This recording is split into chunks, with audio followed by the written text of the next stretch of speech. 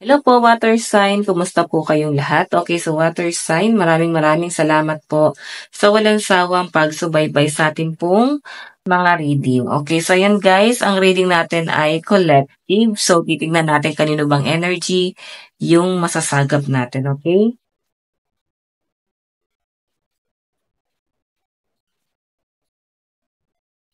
Kanino bang energy itong masasagap natin?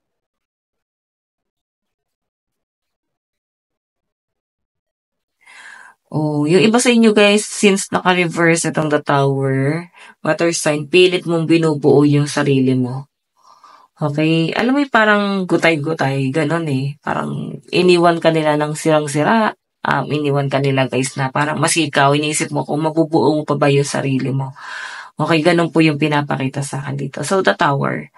Ngayon, parang inaayos mo yung sarili mo. Napapansin mo na parang nagtulong-tulong sila para sirain ka. Ngayon parang mag-isa mong binubuo yung sarili mo. Totoo naman yun guys. Talagang walang ibang tutulong sa atin, kundi sarili lang din natin. So kung may mga struggle na nangyayari sa inyo, so water sign, pwede ka manghingi ng advice sa ibang tao. Okay? Ngayon sa nakikita ko, parang mabigat ang pinagdadaanan ng mga water sign. Parang, alam mo yun, napapansin mo, parang simula ka pagkabata mo, parang never may nabuo sa mga gusto mong mangyari. Family, friends, sa lahat ng aspeto, parang feeling mo guys, may mga kulang, never nabuo. Okay? Tingnan natin.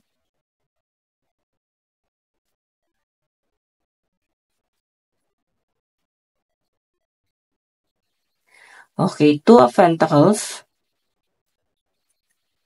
Okay, so water signs sa pinapakita sa akin dito, ngayon talagang binubuo mo yung sarili mo, no? Lalo na nagkaroon ka rin ng struggle pagdating sa pera, dumating ka sa point na parang kailangan mong tipirin yung sarili mo or kailangan mong makontento sa kung anong meron ka. Yun po yung malinaw na nasasagap ko rito. Okay? Natututo kang makontento sa bagay na hindi mo naman lifestyle. Okay. May paninibago eh. Yun yung pinapakita sa akin, water sign. Okay. Yung iba naman dito guys, ayan nga, pwedeng ngayon, nagkakaroon ka pa rin guys ng pag-asa, nakikita mo pa rin na meron kang sasandalan, nakikita mo na kahit paano may tutulong pa rin sa inyo, lalo na pagdating sa pera. Yun nga lang guys, hindi mo siya guys kino-consider na magiging option mo, na parang yes, may sasalo sa inyo, may tutulong sa inyo, pero I think mas malinaw kasi water sa inyo nakikita ko dito na parang mas gusto mo na gawin siya sa sarili mo. Ayaw mo rin siguro guys talaga ng magkaroon ng utang na loob. Parang ayaw mo guys ang pagdating na araw is masusumbatan ka. Okay? So, meron tayo guys, the Empress. Ayan sa mga single mother, single father. So, I think yung iba sa inyo nahihirapan kayo. Okay? Nahihirapan kayo na maging solo parent. Lalo na kung nag-aalaga kayo ng mga anak tapos kailangan mo magtrabaho, wala ka naman guys ang pag-iwanan ng anak mo. Yung iba naman sa inyo guys, kung wala naman kayo guys mga anak at single ka pa naman, so siguro, meron ano eh, parang may mga broken family rito. Okay?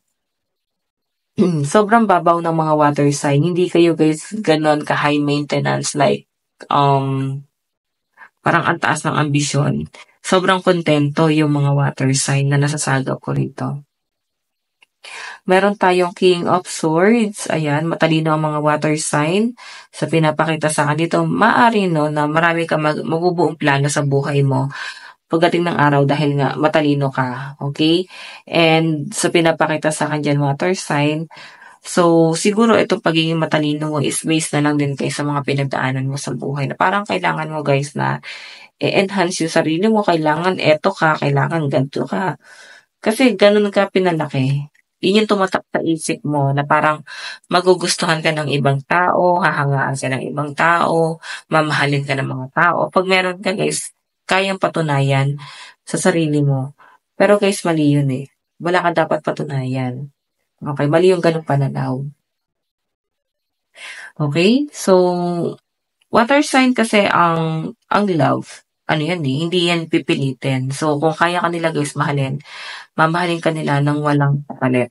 Okay? So, kung ganyan ang mindset mo, so I think ganun ka sa kapwa mo. Okay, yun ba yung iniisip mo? Tingnan pa natin.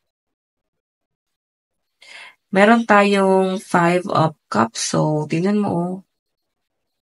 'Di ba, kung makita mo talagang nasira ka, eh. So, siguro puwedeng literal na nasira ka sa tao or puwedeng hindi na maganda yung tingin sa'yo ng ibang tao, like ganito ka nalang kaliit nila, kung paano itrato. So, eto guys, 5 of cups na 'to, yung regret mo. Okey, na parang bakit gano'n yung nangyayari, bakit ganyan yung sitwasyon. So, meron ka ngang mga bagay na parang hindi mo guys matanggap. Okay, tignan pa natin. O 'di ba may pagka-stuck. So iba sa inyo guys, stuck ka dito, water sign, pagdating sa pagba-budget mo sa pera 'no. O yung iba sa inyo guys, puwedeng iniwan ka ng person mo, 'yan sa mga solo parent dito. Iniwan ka ng person mo ng walang-wala, na hindi ka man lang guys tinulungan para makabangon. Hinayaan ka niya na makulong, hinayaan ka niya na naghihirap, okey? Meron tayong the High Priestess, ayan, malakas ang pakiramdam ng mga water sign. Oo, water sign na 'to ha, may mga maling tao ka nasasamahan. Okey, lagi mong iko-consider kung tama ba na samahan sila or hindi. Kasi sa pinapakita sa'kin diyan water sign, tingnan mo, oh, swords yung dala-dala mo diyaan. Sabihin puwedeng mas iisipin lang nila yung kapakanan nila. So, puwedeng sabihin nila na tutulungan ka nila pero hindi, okey? Ginagawa lang nila yung pagtulong na yun, front lang nila yun sa ibang tao, pero totoo, hindi maganda yung hinihiling nila para sa inyo. Okey, puwedeng, gusto ka nila talaga guys na masira, dumadagdag pa sila guys sa negative energy na na-absorb mo, okey? Meron tayong you are safe here, 'di ba, yun, oh. So, kung nasang sitwasyon ka ngayon, I think water sign, nandiyan ka sa comfort zone or nandiyan ka sa safe zone mo ngayon. Eto guys ha, huwag ka basta-basta sasama sa kung kani-kanino or maniniwala sa kung kani-kanino. Kasi nandito yung moon. Puwedeng hindi guys magandang intention sa inyo na 'tong taong 'to, napapaikot ka lang, gagamitin ka lang. So yun yung lagi niyo guys iko-consider, huwag kang basta-basta sasama sa mga stranger, okey? Um, okey, bago pa guys mahuli ang lahat, kasi kung makita mo guys nandito yung 5 of cups, oh, nakulong ka rito. Kung sinira ka ng ibang tao, kailangan mo guys buuin yung sarili mo. Wag mo na guys parang namnamin pa yung mga sinabi sa inyo ng mga taong 'to, para lang pabagsakin ka, 'di ba? Okay, so water sign, ito lang po ang inyong reading. Bukas po ulit. God bless and love you. Bye-bye.